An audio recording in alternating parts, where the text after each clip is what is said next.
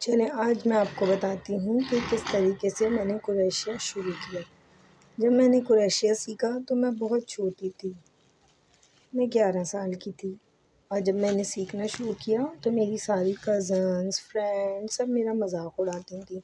बुड्ढी अम्मा आ गई, बुड्ढी अम्मा आ गई, अब ये क्रोशिया सीखेगी, अब ये ऊन के गोले बनाएगी, अब ये स्वेटर बुनेगी और सब मेरा बहुत मज़ाक उड़ाते थे।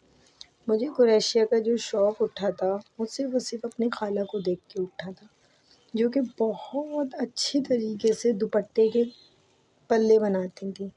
अब दुपट्टे के कॉर्नर्स बनाती थीं वो बहुत ही खूबसूरत और नायाब बनाती थीं। पर मुझे शौक़ था कि मैं इस तरीके का करूँ कि मैं ख़ुद सारी चीज़ें बना सकूँ, ना कि एक दुपट्टा लूँ और फिर बनाऊँ। फिर मेरा वो शौक़ थोड़ा-सा और बढ़ा। मैंने उनसे सीखने की कोशिश की, पर वो मुझे दुपट्टे के ऊपर सिखाती थीं, तो मुझे थोड़ा-सा मज़ा नहीं आता था। फिर मैंने उनसे थोड़ा-सा पकड़ने का तरीका, कि किस तरीके से सुई को पकड़ते हैं, किस तरीके से हम धागा उठाते हैं, ये सीख लिया। फिर मुझे इस शौक़ के बारे में जब पता चला सही से, जब मैंने अपनी ताई अम्मी से पूछा और उन्होंने बताया कि मुझे भी आता है क्रोशिया, तो बस मेरे तो आ गए मज़े। मैं चली गई उनके घर एक ऊन का धागा और एक सुई उठा के।